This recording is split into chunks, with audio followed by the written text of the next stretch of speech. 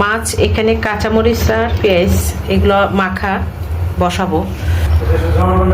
হলুদ দিচ্ছি, এখানে মরিচ দিচ্ছি, একটু ঝাল ঝাল হবে, লবণ স্বাদ মতো। আদা রসুন দিচ্ছি, এখানে একটু ছিল, আদা রসুন বেশি দিচ্ছি না।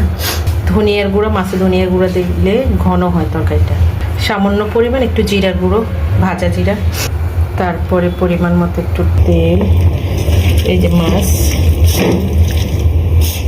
আমি হাত দিয়ে মাখতে চাইছিলাম, মাখবো না, চামচ দিয়ে করে নিচ্ছি, কারণ আমার একটু প্রবলেম হয় হাত জলে, এই জন্য চামচ দিয়ে মেখে নিচ্ছি। একটু পানি দিয়ে নিচ্ছি, আর একটু পানি দিয়ে নিচ্ছি। চুলাটা জ্বালিয়ে দিলাম, এরপরে একটু নাড়াচাড়া করে দিচ্ছি। এগুলা কালারটা আরও আসবে। পানি কতটুকু লাগে সেটা মেজারমেন্ট করে আর একটু পানি দিতে হবে। মাছের যেন একটু ব্যাড স্মেল না আসে, একটু লেবু দিয়ে দিচ্ছি, যেহেতু রুই মাছের বুকের মাছটা একটু অন্যরকম ছিল তার জন্য। তো এখন ঢেকে দিব। রুই মাছ ভুনাটা দেখবো, এটা এই অবস্থা রান্না হচ্ছে।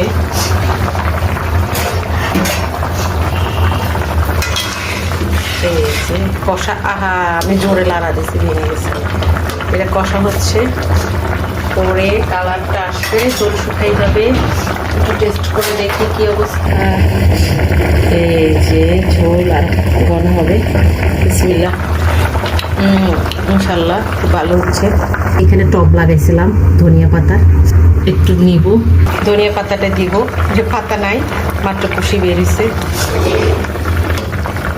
ওর কালারটা এত চমৎকার হয়েছে, কি বলবো, অনেক অনেক চমৎকার। চিংড়ি মাছ চেয়ে আছে, ধনিয়া পাতা, কাঁচামরিচ সবগুলো চেয়ে আছে। খুবই ভালো লাগতেছে, খুবই খুবই সুন্দর হয়েছে, আর খেতেও অনেক দুর্দান্ত হয়েছে। এই হলো রুই মাছের তরকারি।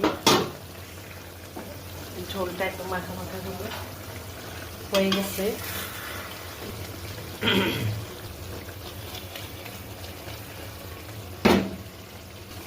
একটু লেগে গেছে।